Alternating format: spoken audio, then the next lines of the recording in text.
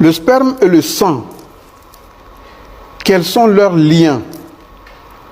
On les retrouve où? Et comment peut-on les vivre? On vit d'abord ce désir depuis la mamelle de la mère. Pour simplifier, depuis les seins de la mère, on est dans une forme d'habilitation, d'initiation à la sexualité. Parce que le bout du téton d'une femme est un sexe d'abord avant que le sexe même ne soit celle qui sorte du ventre. Dieu est tellement magnifique qu'il donne des signaux avant que l'être ne puisse être habilité à les vivre. C'est pour ça qu'on dit un enfant qui tète est un enfant qui a une vision sexuelle. Un enfant qui ne tète pas est un enfant qui a un gros désir sexuel.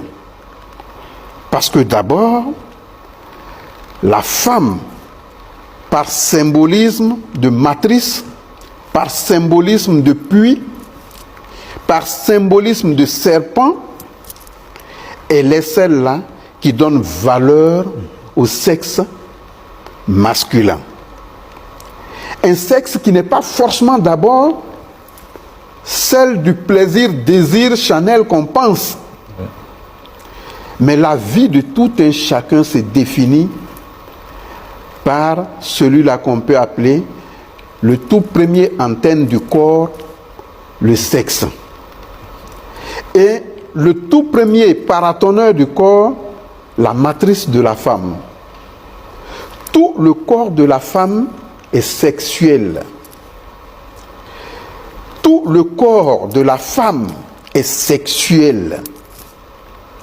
C'est pour ça, dans nos traditions anciennes africaines, on disait la plupart des temps, il faut approcher la femme la nuit.